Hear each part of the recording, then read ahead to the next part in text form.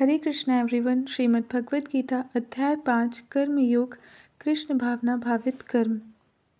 अर्जुन ने कहा, हे कृष्ण, पहले आप मुझसे कर्म त्यागने के लिए कहते हैं और फिर भक्तिपूर्वक कर्म करने का आदेश देते हैं। क्या आप अब कृपा करके निश्चित रूप से मुझे बताएंगे कि इन दोनों में से कौन अधिक लाभप्रद है? श्री भगवान ने उत्तर दिया, मुक्ति के लिए तो कर्म का परित्याग तथा भक्तिमय कर्म दोनों ही उत्तम है, किंतु इन दोनों में से कर्म के परित्याग से भक्ति युक्त कर्म श्रेष्ठ है। जो पुरुष न तो कर्म फलों से घृणा करता है और न कर्म फल की इच्छा करता है, वह नित्य सन्यासी जाना जाता है।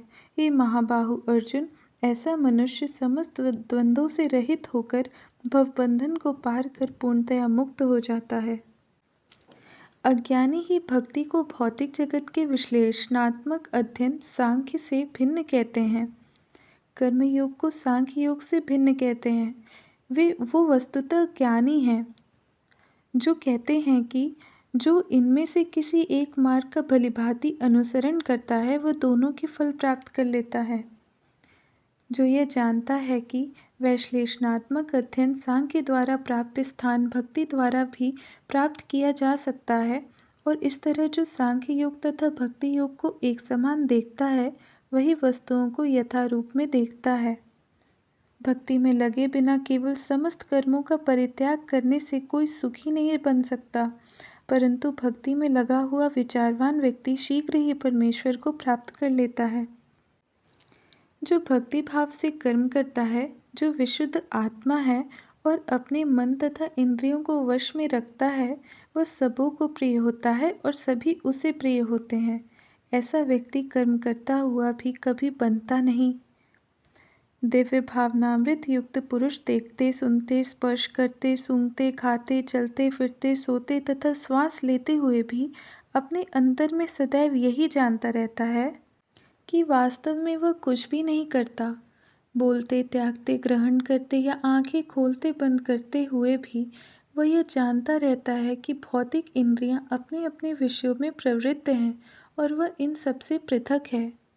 जो व्यक्ति कर्म फलों को परमेश्वर को समर्पित करके आसक्ति रहित होकर अपना कर्म करता है, वह पाप कर्मों से उसी प्रकार अप्रभावित रहता है जिस प्रकार कमल पत्र जल से अस्पृश्य रहता है।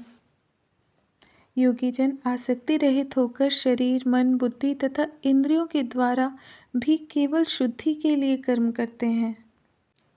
निश्चल भक्त शुद्ध शांति प्राप्त करता है क्योंकि वह समस्त कर्मफल मुझे अर्पित कर देता है, किंतु जो व्यक्ति भगवान से युक्त नहीं है और जो अपने श्रम का फल कामी है, वह बन जाता है। जब देहधारी जीवात्मा अपनी प्रकृति को वश में कर लेता है और मन से समस्त कर्मों का परित्याग कर देता है, तब वह 9 द्वारों वाले नगर इस भौतिक शरीर में बिना कुछ किए कराए सुखपूर्वक रहता है। शरीर रूपी नगर का स्वामी देहधारी जीवात्मा न तो कर्म का सृजन करता है, न लोगों को कर्म करने के लिए प्रेरित करता है, न ही कर्मफल की रचना करता है। यह सब तो प्रकृति के गुणों द्वारा ही किया जाता है। परमेश्वर न तो किसी के पापों को ग्रहण करता है न पुण्य को, किंतु सारे देहधारी जीव उस अज्ञान के कारण मोहग्रस्त रहते हैं जो उनके वास्तविक ज्ञान को आच्छादित किए रहता है। किंतु जब कोई उस ज्ञान से प्रबुद्ध होता है जिससे अविद्या का विनाश होता है, तो उसके ज्ञान से सब कुछ उसी तरह प्रकट हो जाता है जैसे दिन में सूर्य से सारी वस्तुएं प्रकाशित हो जाती हैं। जब मनुष्य की बुद्धि, मन, श्रद्धा तथा शरण सब कुछ भगवान में स्थिर हो जाते हैं, तभी वह पूर्ण ज्ञान द्वारा समस्त कल्मश से शुद्ध होता है और मुक्ति के पथ पर अग्रसर होता है। विनम्र साधु पुरुष अपने वास्तविक ज्ञान के कारण एक विद्वान तथा विनीत ब्राह्मण, गाय, हाथी, कुत्ता तथा चांडाल को समान दृष्टि संभाव से देखते हैं। जिनके मन एकत्व तथा समता में स्थित हैं, उन्होंने जन्म तथा मृत्यु के बंधनों को पहले ही जीत लिया है। वे ब्रह्म के समान निर्दोष हैं और सदा ब्रह्म में ही स्थित रहते हैं। जो न तो प्रिय वस्तु को पाकर हर्षित होता है और न अप्रिय को पाकर विचलित होता है। जो स्थिर बुद्धि है, जो मोह रहित है और भगवत विद्या को जानने वाला है, वह पहले से ही ब्रह्म में स्थित रहता है।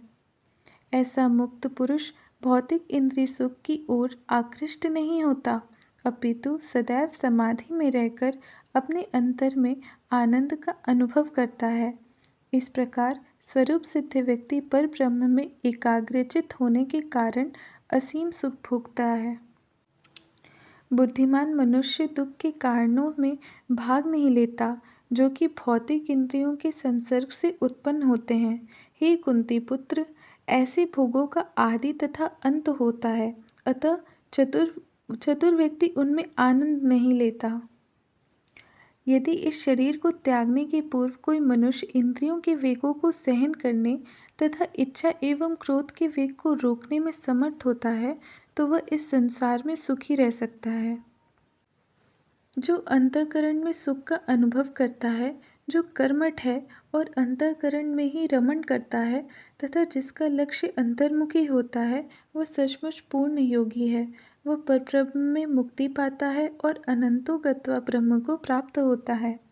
जो लोग संशय से उत्पन्न होने वाले द्वैत से परे हैं, जिनके मन आत्म साक्षात्कार में रत हैं, जो समस्त जीवों के कल्याण कार्य करने में सदैव व्यस्त रहते हैं और जो समस्त पापों से रहित हैं, वे ब्रह्म निर्वाण मुक्ति को प्राप्त होते हैं। जो क्रोध तथा समस्त भौतिक इच्छाओं से रहित हैं, जो स्वरूप सिद्ध आत्म संयमी हैं और संसिद्धि के लिए निरंतर प्रयास करते हैं, उनकी मुक्ति निकट भविष्य में सुनिश्चित है।